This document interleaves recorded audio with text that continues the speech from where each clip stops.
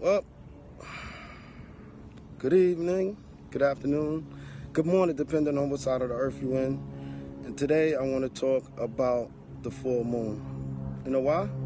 Because I got time today. No readings today. I got time today. So I just want to give some heads up information on this full moon for those who don't know about it. I did one before. Let me just introduce myself for those who don't know me. My name is John R. Hardy. I'm an Astro-Life coach and founder of Astro-Enlightenment. For more information on that, just go visit me at www.johnhardynow.com. But basically, I just want to touch base on this full moon real quick, as I always try to do. I try to make it a quick video. So, just getting right into it, since it's a video and it's not live. The full moon is basically when a full come to a full illumination, lights up of the earth, and it's also when the earth, the earth is in between the moon and the sun. So basically the moon is in the opposite side of the earth, which is opposite of the sun. Then at the same time, in basic astrology, that's called an opposition, which create tensions. Now, I just want to say most full moons, they say the crazies come out. It rules over high tithing and low tithing. Harvest season, best time to do cropping during the full moon. It actually rules over the biofluid in your body. It rules over moon day. But the full moon actually could create some intense emotions because it's associated with endings, closure, finishing project, complete ends. It could be breakups, it could be loss of jobs. And I believe things like that happen for a higher purpose. Somebody could lose a job and get something to do better. So it's not always negative. But this one right here, this full moon is coming with a solar eclipse.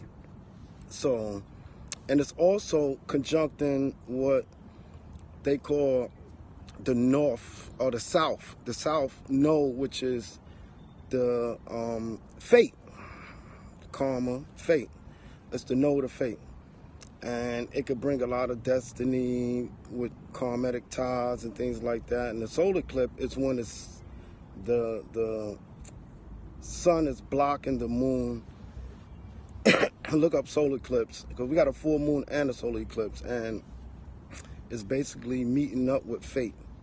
The opposite is in Cancer, is meeting up with destiny. But in Capricorns, so Capricorns need to be careful. It's coming on, technically the night will be the butterflies. The night will be the 16th going into the 17th, technically on the 17th, but you can see it build up on the 16th going into the 17th.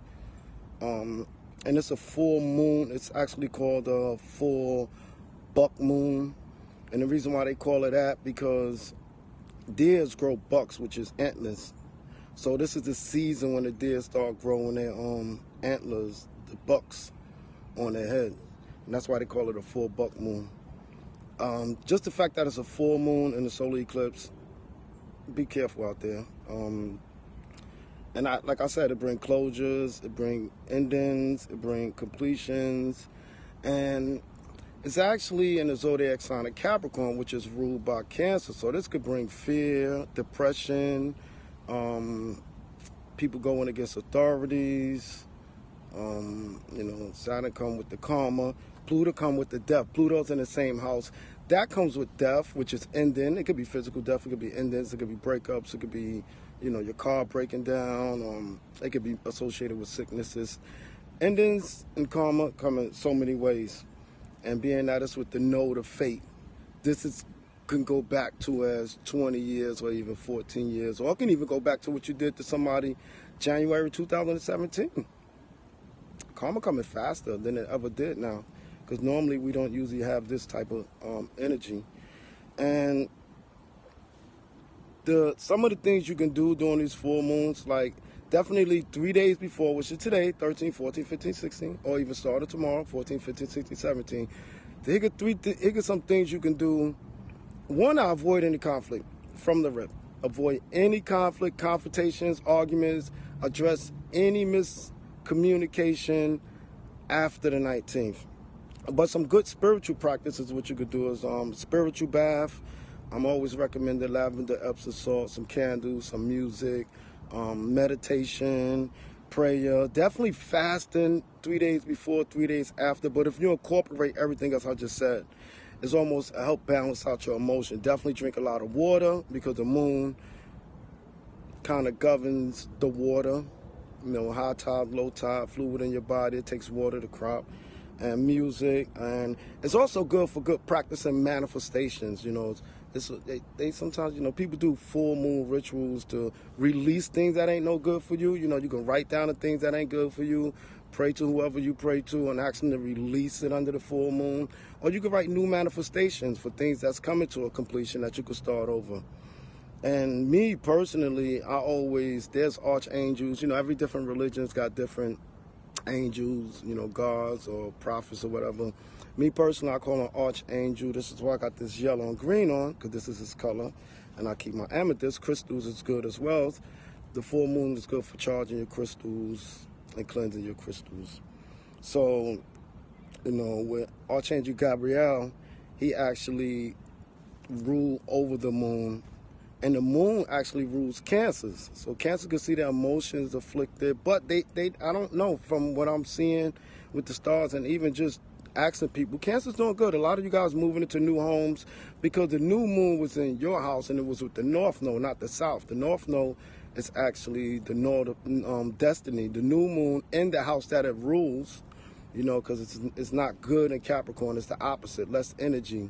It's what they call detriment. But when it's in its rulership, the new moon is actually in Cancer, bringing new beginnings. And then you got the North Node, which is bringing destiny, you know. And those are all good things that just start happening this month for Cancers. For Capricorn, it's the opposite.